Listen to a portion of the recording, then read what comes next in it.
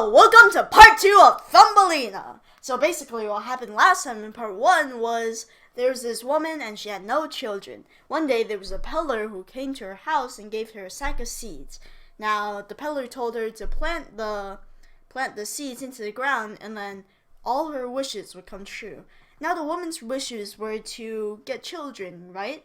So when she planted those seeds, a sprout grew out and they grew into a flower. Now when she kissed that flower, as you do with a flower, a little small girl came out. Yes, so it's this small girl that, guess what, was no bigger than a thumb. So guess what her name was? Thumbelina. So this Thumbelina, she was a very small girl, as her size indicates.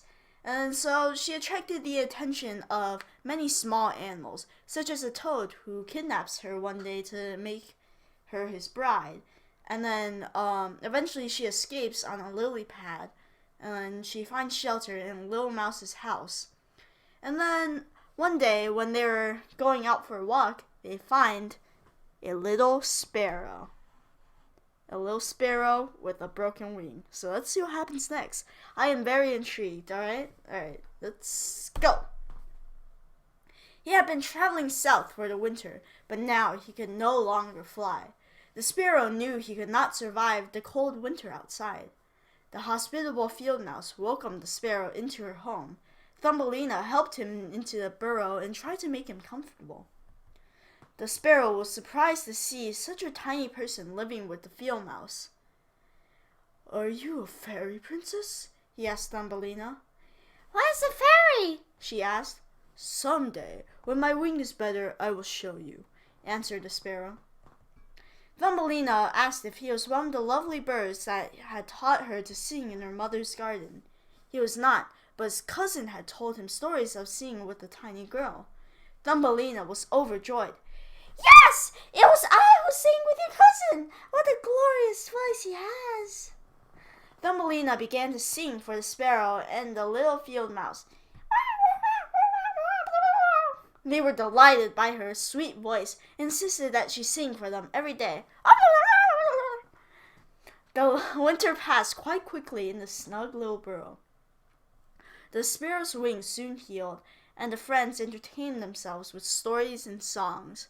They even built a tiny stage for themselves, formed a human-sized thimble. Although she was happy all winter long, Thumbelina continued to dream of her mother and their garden. She longed to return to her home. When spring arrived, the sparrow offered to carry Thumbelina to her mother's cottage. They parted sadly from their friend, the field mouse. Then they flew off into the fresh spring air.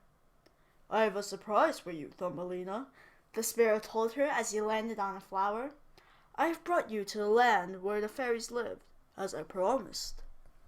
Just then, a white flower opened to reveal a perfect little boy. He was the same size as Thumbelina.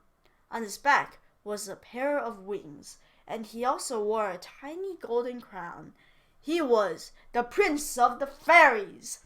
The prince asked Thumbelina to be his bride. He placed the golden crown on her head. Then 2 smaller fairies fastened a pair of delicate wings on her back. Thumbelina curtsied in pleasure, happy to have found creatures like her. "I will marry you, Prince," she answered happily, "but you and the fairies must come to live with me in my mother's garden.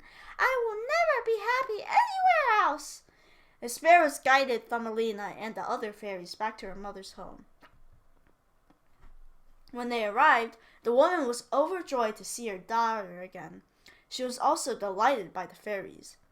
Every summer, the sparrow visited the garden, where they all lived happily ever after.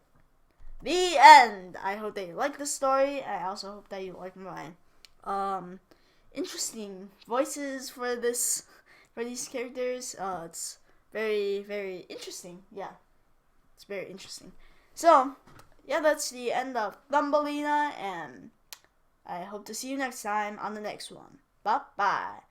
I am Thumbelina, and my body is smaller than your thumb.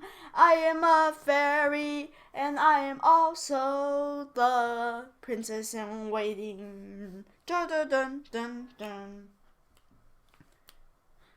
Ba ba ba